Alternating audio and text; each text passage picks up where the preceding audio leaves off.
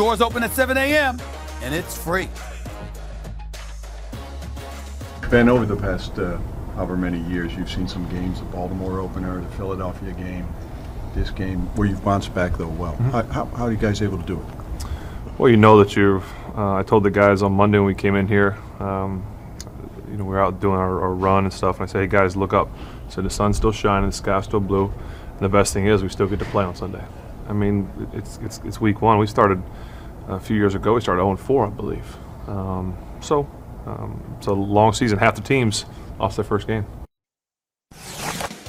True story there. Sun is still shining. Pittsburgh did get smoked, though, in New England on Sunday, coming off a year they missed the playoffs and obviously lost both AB and Bell. This week they get Russell Wilson and the Seahawks at home. Mr. Smith, this is your squad. Is it fair to put the pressure on the Steelers in week 2? I think it is. First of all, they right now they're ranked 30th in the league in rushing after week 1. James Conner had 21 yards rushing on 10 carries. That's just absolutely positively pathetic.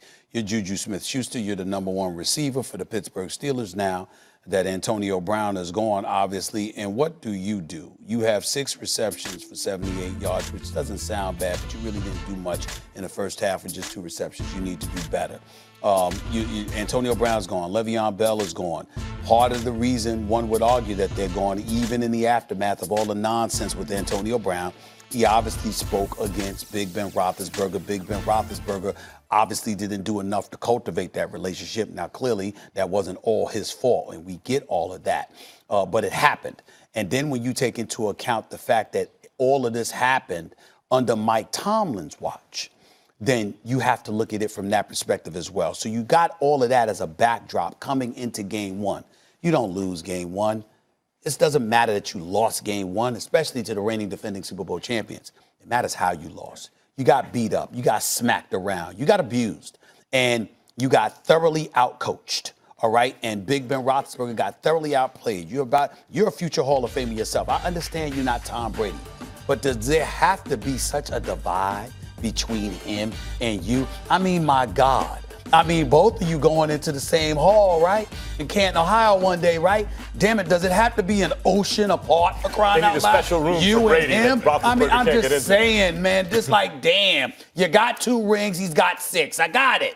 But does it have to be such an ocean apart? So when you look at all of those things, I just think it's important for Tomlin and Roethlisberger and the Steelers to realize you can lose, but you can't lose like that. You got to show up.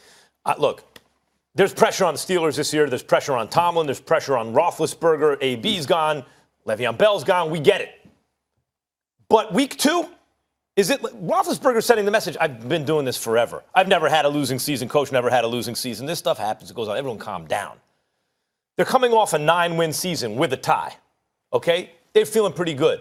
The fact is, there pressure week 2? I mean, you don't want to lose a home game after you got waxed on the road, but Seattle's a good team. Stranger things have happened than getting waxed by the defending Super Bowl champs on the road week 1 and having a perennial powerhouse from the other conference come in and beat you at home week 2. And here's the thing. They didn't go to the playoffs last year. Why? Because Baltimore did.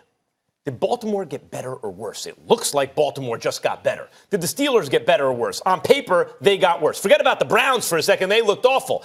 The defending champions in the division got better. Like, it's only week 2. You are not favored to win this division anyway. I don't think you could say there's more pressure now. There is more pressure because they have expectations. So while I like the new and improved Ben Roethlisberger, I like what he's saying. He seems positive. He's taking responsibility. These are things that we haven't seen from him before. But I'll tell you why it pressures. Because of stats. And the stats say that if you go 0-2, you have a 9% chance of making the playoffs. And this team, no matter what you say, this team expects to make the playoffs. They believe that they are in a championship window right now because Big Ben Roethlisberger is coming on the end of his contract. They cannot waste this opportunity. And they have a team coming from the West Coast all the way to the East Coast. If they lose this game, this is a game that they have at home against a traveling team, a team that they think that they're better than. And while you say they've gotten worse, we can talk about all the offensive players that have left. They believe that they've gotten better on defense. And that was the real concerning part. Like, all that other stuff is obvious. They lack playmakers. We all saw that. Giving up 33 points is bad for a team that thought that they were supposed to be getting better on defense. So the pressure is up very high.